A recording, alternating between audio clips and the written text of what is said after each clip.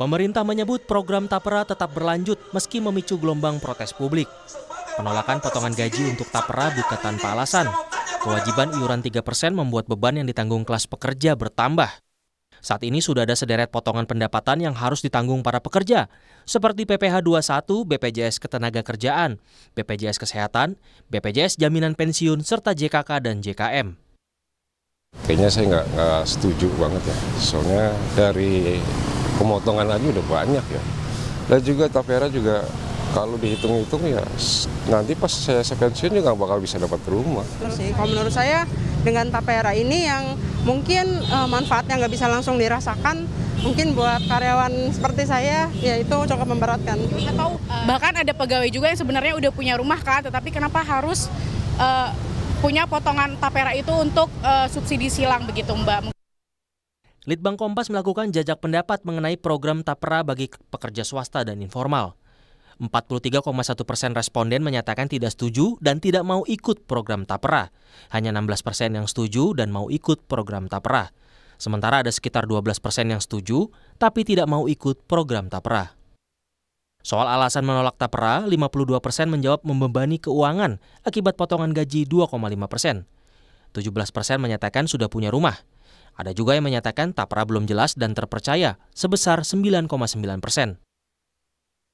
Lalu soal profesionalitas pengelolaan dana Tapera, 74,7% responden tidak yakin dana Tapera dikelola profesional dan bebas korupsi. Sementara 25,3% menyatakan sebaliknya. Kepala Staf Kepresidenan Muldoko bilang masalah Tapera bukan soal ditunda atau tidak, tapi pemerintah membuka ruang masuknya aspirasi berbagai pihak. Nggak, udah ditentukan kok itu secara undang-undang secara aturannya memang sampai 2007. Pak, kalau dirilisnya 3 peraturan instrumen turunan itu 2027 gitu, Pak? Enggak, Mas, itu sampai dengan 2027 paling lama. Persoalannya bukan ditunda atau tidak ditunda, tapi persoalannya adalah mendengarkan aspirasi berbagai pihak, kan begitu. Sehingga nanti akan ada perbaikan di peraturan menterinya. Nah, disitulah ya. Menteri Keuangan Sri Mulyani yang juga menjabat sebagai anggota Komite BP Tapera mengakui pendapatan masyarakat telah banyak terkena beban-beban berbagai potongan seperti pajak. Namun ia menekankan kebijakan Tapera untuk memudahkan masyarakat untuk membeli rumah. Jadi kami ingin menekankan, saya memahami beban-beban dan oleh karena itu APBN juga ingin mengurangi beban masyarakat melalui berbagai cara.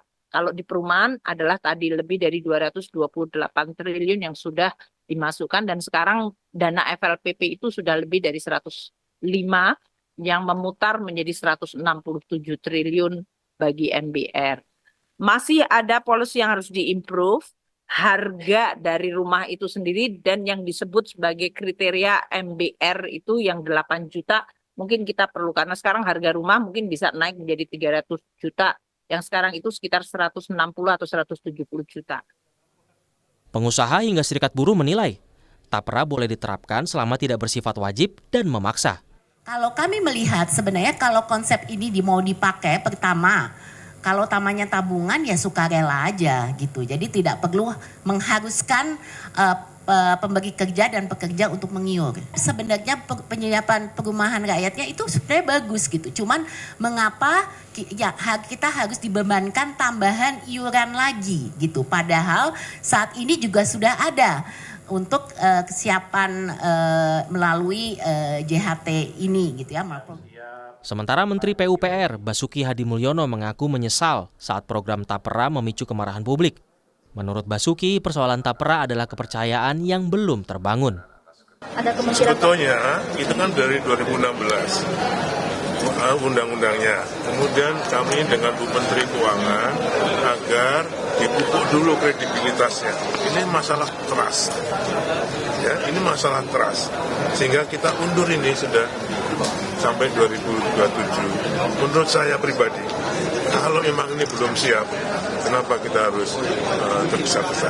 Harus diketahui APBN sampai sekarang ini sudah 105 triliun dikucurkan untuk FLPP, untuk subsidi bunga.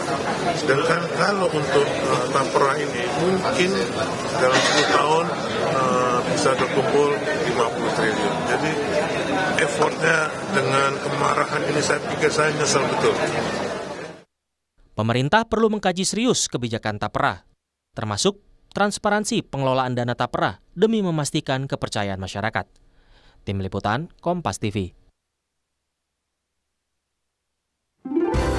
Saudara, survei Litbang Kompas menunjukkan data 43% responden tidak setuju dan tidak ingin ikut program Tapera. Kebanyakan menolak ikut Tapera karena membebani keuangan. Kita akan bahas bersama Deputi Komisioner Bidang Pemanfaatan Dana BP Tapera, Sid Herdi Kusuma, dan peneliti Litbang Kompas, Yohanes Advent Krisdarmajati. Selamat malam, Pak Sid, juga Mas Yohanes. Ya, selamat malam. Nah, Pak Sid, kalau dari hasil survei Litbang Kompas ini ada 43% responden tidak setuju. Alasan resistensinya adalah soal keuangan, membebani keuangan salah satunya. Apakah pemerintah akan mengkaji ulang soal ini? Oh ya, baik. Saya langsung jawab ini ya. Silakan, Pak Sid. Oke, baik, terima kasih. Jadi kalau kita lihat sebenarnya kan BP Tapera ini tugasnya adalah mengelola dana Tapera, di mana ini sesuai dengan amanah yang dipercayakan kepada kami sesuai dengan undang-undang yang berlaku. Namun perlu juga dicatat, Bapak dan Ibu sekalian, bahwa sesuai dengan peraturan pemerintah nomor 25, itu berlakunya itu maksimal di tahun 2027.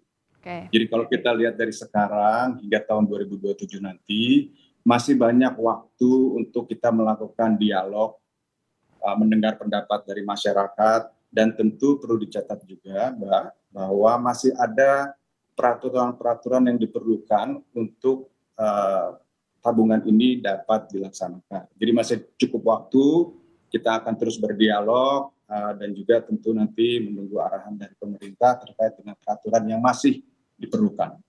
Mungkin begitu, Mbak. Jadi masih dibuka ruang untuk dialog ya Pak ya, kalau ada masukan dari masyarakat, resistensi dan sebagainya. Saya ke Mas Yohanes agar kita bisa membedah data ini lebih dalam lagi. Boleh tolong jelaskan Mas Yohanes, sebenarnya yang paling banyak responden ini tolak soal Tapera, apakah lebih ke jumlah potongan yang terlalu besar atau karena iuran ini bersifat wajib begitu? Oke, terima kasih.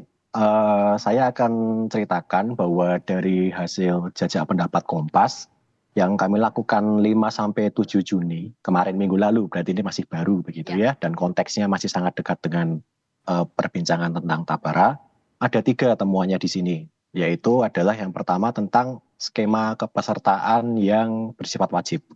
Itu memang menjadi salah satu hal yang menjadi faktor yang membebani pekerja terutama begitu. Kemudian yang kedua adalah nilai potongannya yang sejumlah 2,5%. Yang mana ini kan bersifat akan berlaku nasional seperti itu ya.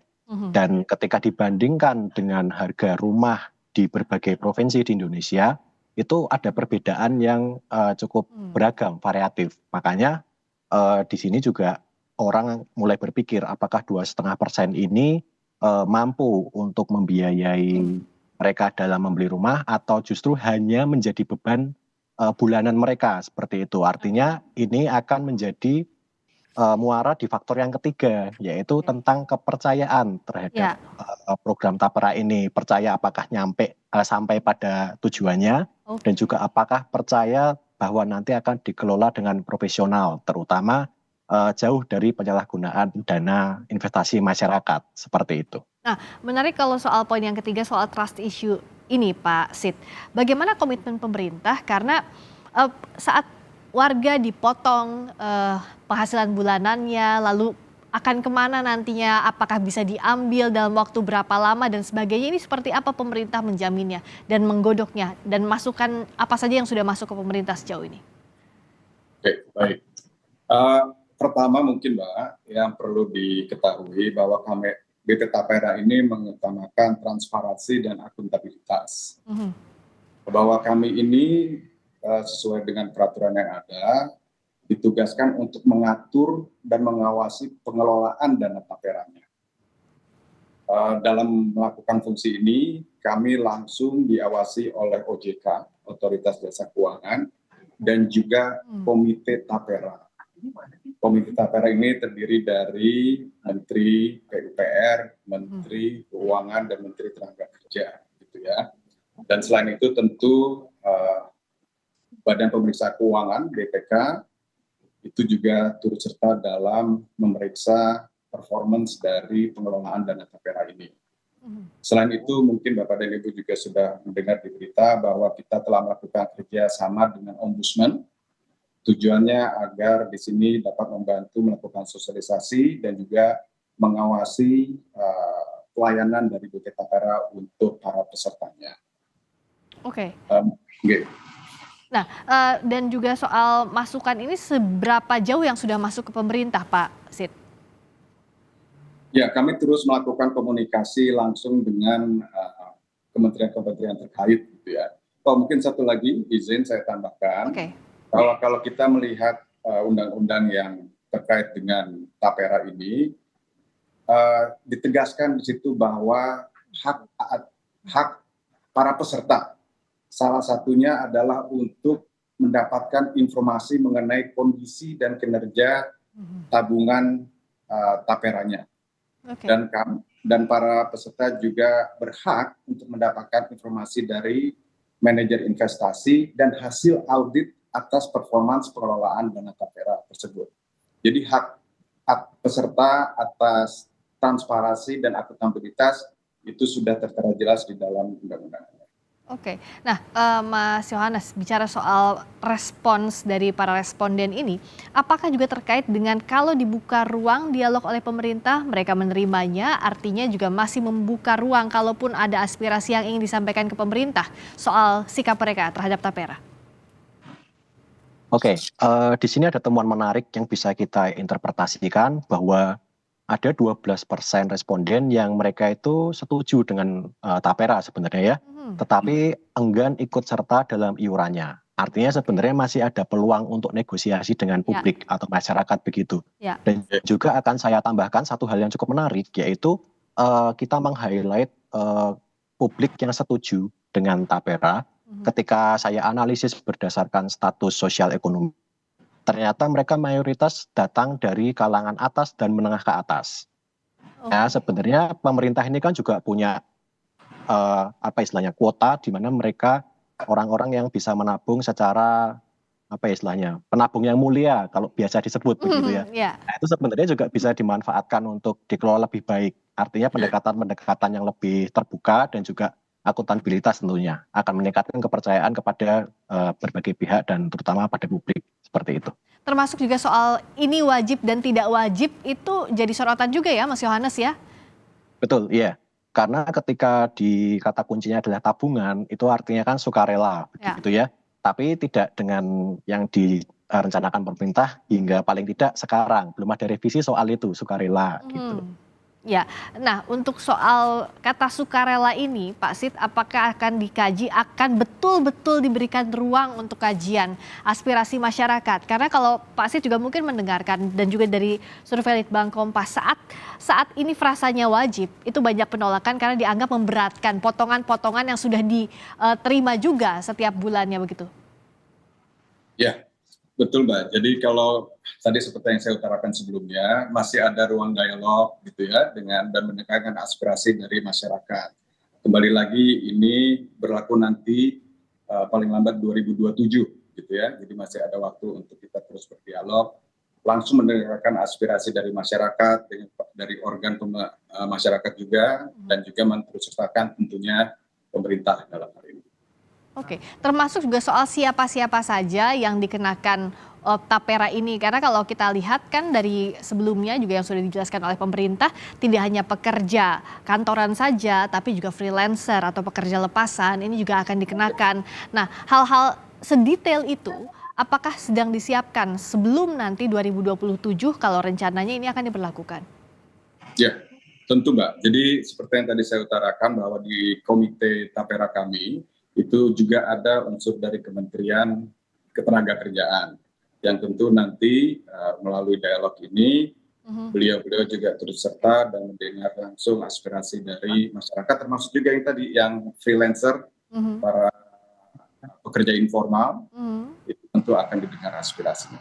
Oke, dan ini tentu jadi harapan masyarakat bahwa aspirasinya betul-betul diserap oleh pemerintah, dikaji lebih dalam lagi kalau tadi ada komponen-komponen yang tidak disetujui agar komunikasinya betul-betul berlangsung dua arah ya. Karena ini bicara soal pendapatan penghasilan pasti akan sangat sensitif untuk masyarakat. Terima kasih Pak Sid Herdi Kusuma, Deputi Komisioner Bidang Pemanfaatan Dana BP Tapera. Terima kasih juga Mas Yohanes Advent Krisdar Marjati, peneliti Litbang Kompas. Selamat malam. Ini mau semuanya.